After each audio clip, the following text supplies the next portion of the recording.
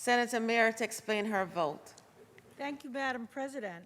I rise today to proudly explain my vote for an education budget that is truly transformational. This budget reflects the Senate majority's unwavering commitment to finally fund the state's obligation to public education and also to ensure that our schools have the resources they need to help students recover from the incredibly disruptive impact of COVID on pre-K through 12 education.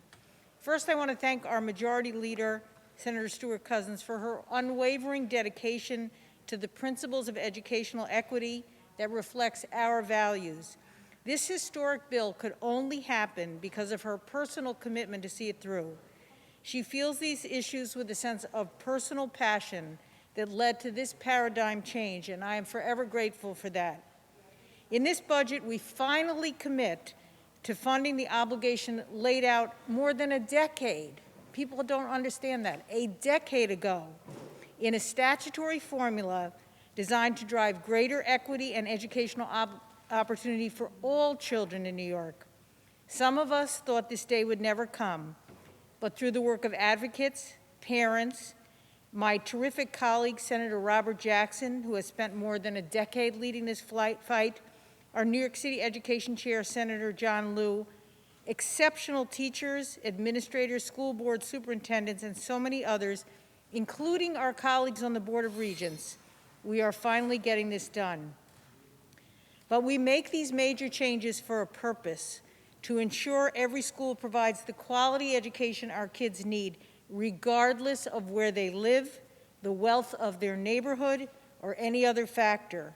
That is what drives us and will continue to guide our ongoing obligation to education.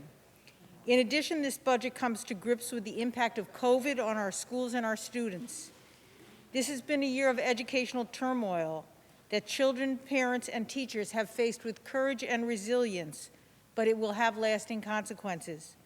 By rightly allowing the federal COVID funds, which were intended to supplement the state's contribution to education, schools will now have the resources necessary for compensatory learning, mental and emotional growth, and other services to ensure our kids move ahead in the best shape possible.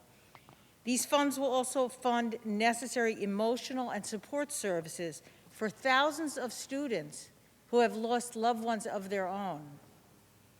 I'm exceptionally proud of our new initiative to expand pre-K ultimately to every child in New York State. We begin to fully phase it in this year, and more than 200 districts will bring early education opportunities to 4-year-olds for the first time.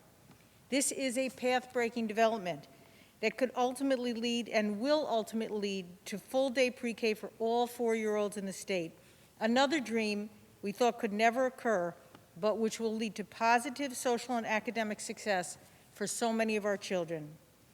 We also continued our fight for New York's special needs children, and I'm proud that schools serving special education students will be protected.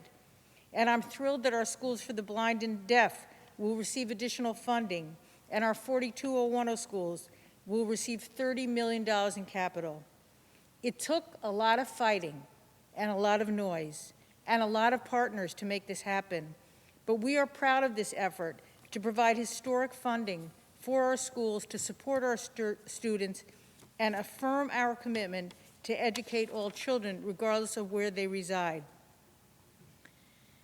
We do this, again, for the purpose of ensuring equity and equal opportunity for every child, whether they live in Brooklyn, in my community in Portchester, in the North Country, the Southern Tier, or any of the cities throughout our state, and certainly within the city of New York. But we have more to do. Much more needs to be done. We have to press to ensure our kids learn the full story of American history, the richness of our diversity, a greater commitment to civic participation and to the democratic process. We will continue that fight after this bill passes tonight.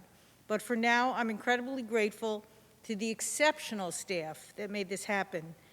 Amanda Goodkin, Mike Swanson, Lonnie Threet, Monica Salati, our committee director, Georgia Asciuto, and certainly Dave Friedfeld and Chantel Smith. Without them all, this could never have happened.